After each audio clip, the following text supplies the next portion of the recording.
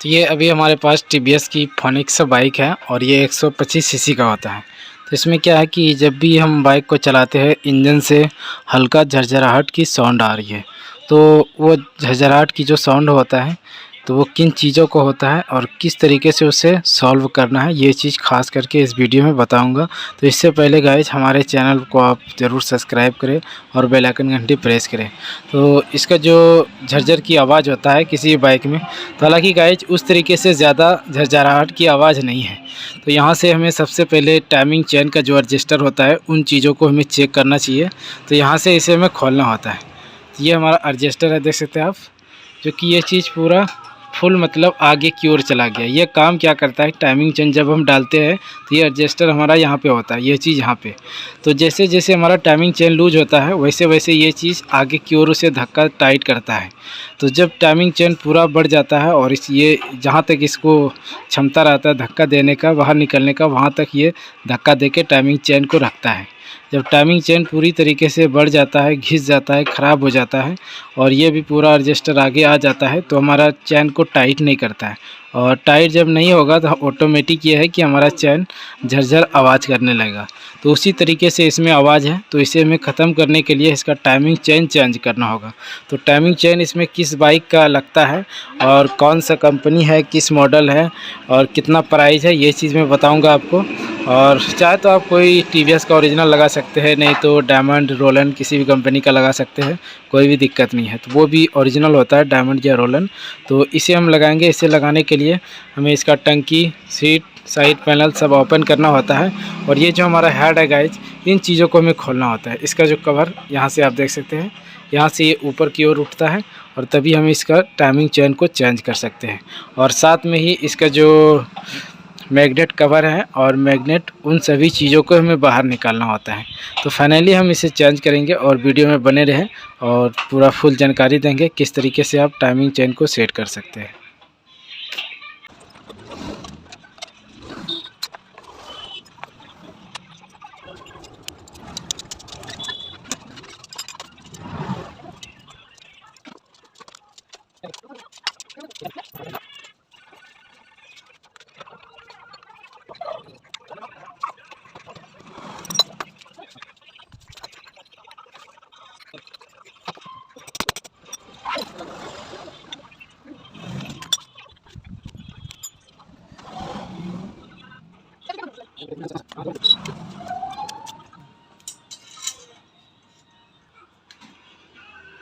ये हमारे पास timing chain है जो कि रोलन कंपनी का है और इसका जो प्राइस है वो 255 रुपया है। तो रोलन ऐसा नहीं कि ये डुप्लीकेट होता है, बिल्कुल जेन्युइन ये भी है।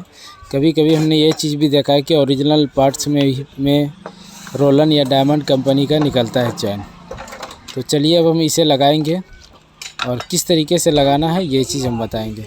तो टाइमिंग चेन, इसका मतलब सुपर स्प्लेंडर और फोनिक्स दोनों सेम होता है। और इसे हमें लगाने से पहले इस तरीके से चेक करना है कि ये हमारा बराबर है या नहीं है।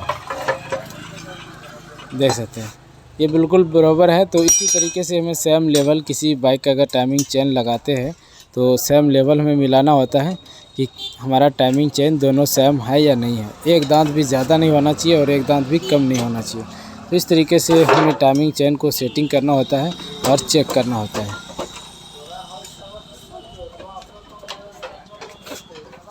तो पहले नीचे में हमें चढ़ाना है और उसके बाद फिर ऊपर से जो हमारा कैम है उन चीज़ों को हमें लगाना है।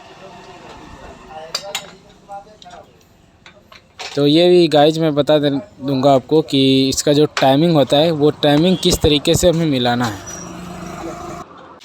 तो चैन हमने सेटिंग कर दिया है। अब इसके बाद जो हमारा टाइमिंग है वो चीज़ मैं आपको दिखा देना। एक तो ये बिंदी का निशान है जो कि ये ऊपर की ओर होना चाहिए।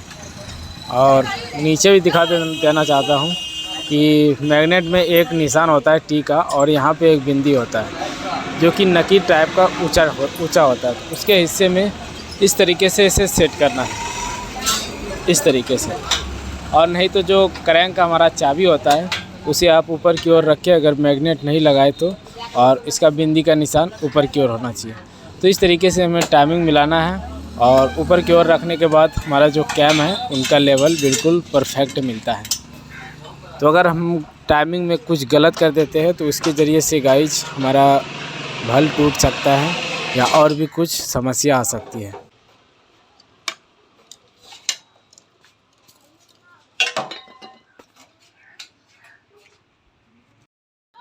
तो टाइमिंग चेन लगाने के बाद हमें तब इस एडजस्टर को लगाना है और चैन को टाइट करना है।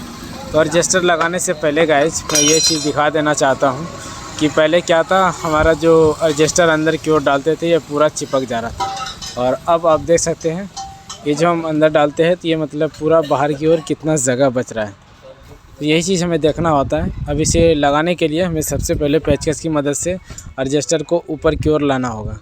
इस तरीके से टाइट करना है और टाइट करके फिर 8 नंबर का दोनों नट हमें लगा देना है और फिर हमें ऊपर से खोलना है, यानी कि टाइमिंग चेन को टाइट करना है। तो इस तरीके से टाइमिंग चेन को लगाना है, एडजस्टर को खोलना है।